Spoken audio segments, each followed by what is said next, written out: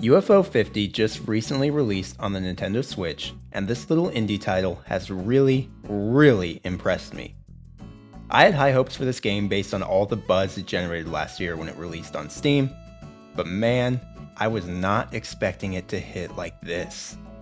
This game is awesome, and at only $25 on the Switch, it just might be the best value you will ever find in video games. And if that sounds hyperbolic to you, I get it, but stick around because I think that you'll see what I mean by the time that this video is over.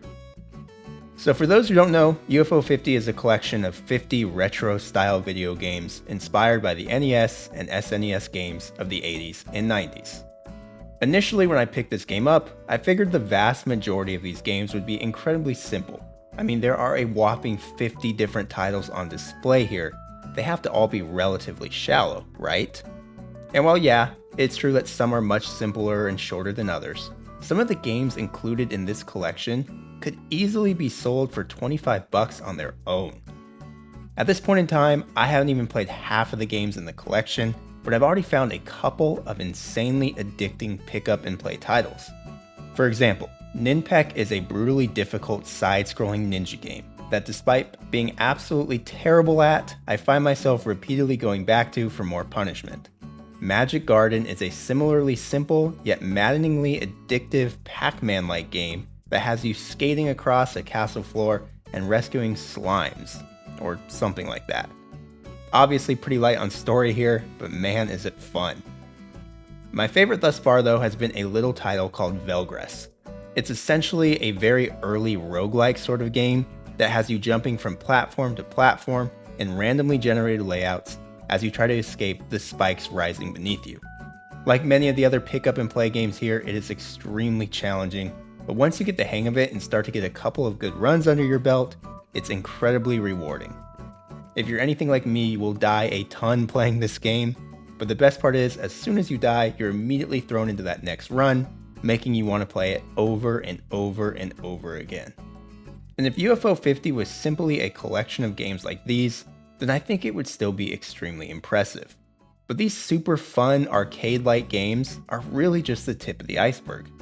The majority of my time with UFO 50 thus far has actually been spent with a full-on JRPG called Grimstone. One of my favorite games of last year was the Dragon Quest III HD 2D remake, and this game very clearly wears its Dragon Quest inspiration on its sleeve, so it should come as no surprise that I've been loving my time with this game. It's essentially a western where you choose your party of 4 at the beginning and then set off across this hellish version of the Wild West, fighting all sorts of different demons and nightmarish creatures along the way. The story and combat are fairly simple, and some might find it to be way too grindy, but personally, I love a good grindy JRPG, and I found this to be the perfect way to unwind after an intense session of Ninpek or Velgress.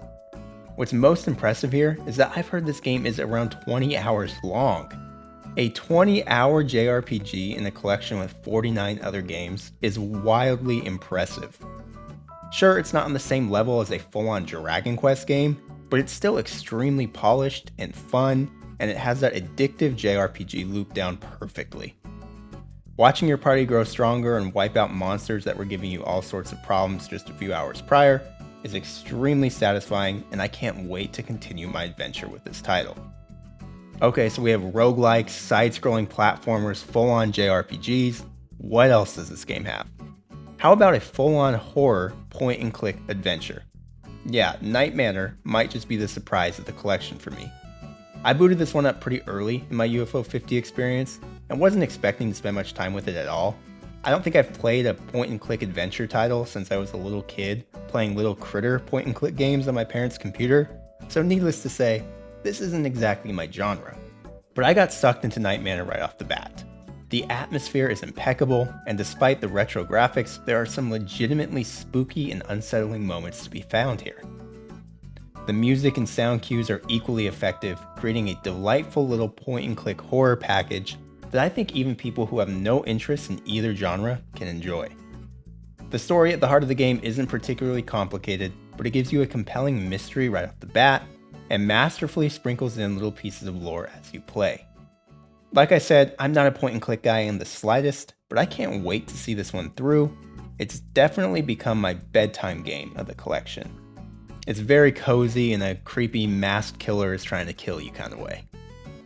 I could go on and on about some of the other games in this collection because there are plenty of other standouts. In fact, I think one of the most remarkable things here is that if you just Google UFO 50 and read what people's favorite games are, you will see responses all over the map. It seems like every single game in the collection has a chance to at least be somebody's favorite title, and for such a huge collection, that is quite the accomplishment and a huge testament to the collection's overall quality. But despite that quality, I think that maybe the most underrated aspect of UFO 50 and what really makes this collection special isn't even the games themselves. It's more so how everything comes together.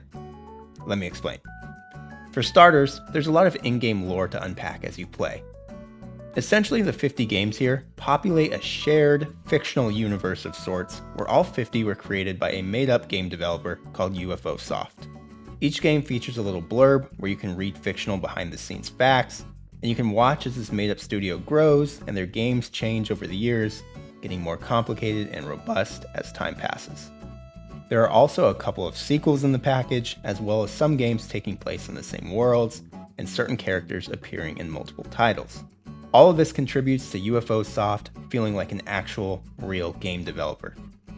It's a very clever idea and structure for a collection such as this, and it really incentivizes you to see everything that it has to offer. But for me, what I found even more incentivizing and addicting here is just how well UFO 50 tracks your progress across all of its games. From the main menu, you're always just a click away from seeing your total playtime, high scores, notable achievements, and more in any game in the collection. But possibly UFO 50's best idea of all is its system where the player is able to gold or cherry a game. When you beat a game, you essentially gold it. This then unlocks an even harder clear requirement, and if you complete that, then you've cherried it. Completing these stretch goals turns the color of the cartridge on the game select screen to a different color, and then adds to your garden screen, which is basically one central hub area where you can track the progress of your collection based on how robust the garden looks and how many cosmetics are present there. Each game also has a special gift you can unlock to add to the garden as well. I'm only scratching the surface here, but this seems like a genius and diabolically addictive system to me. For example, the Great Bell Race is a simple racing game that initially I didn't find that compelling. However, after reading online that it's one of the easier games to complete in Cherry, I was excited to hop back into it and hone my craft so I could finally start getting some completions under my belt. UFO 50's achievement system compelled me to give that game another shot, and the more I played and improved at it, the more I realized it was a much better title than I was initially giving it credit for. It's still probably closer to the bottom of my list than the top, but I'm glad I gave it a second look and spent more time with it, and it was solely because of UFO 50's progression mechanics.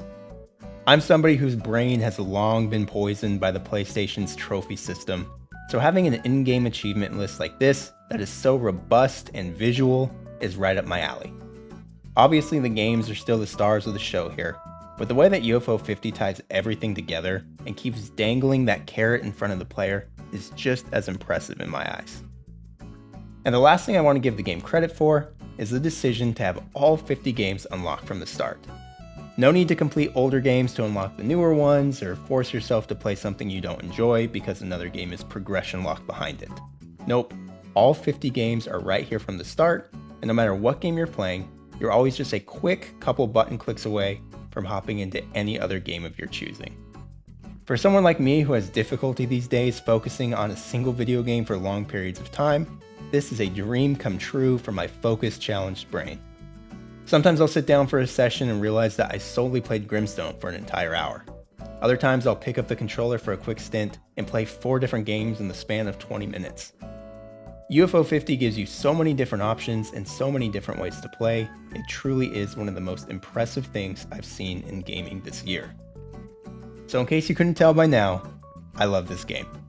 I might not have the stamina or the skill to complete all 50 games in the collection, but I can guarantee that this is going to be a mainstay in my Nintendo Switch rotation for years to come.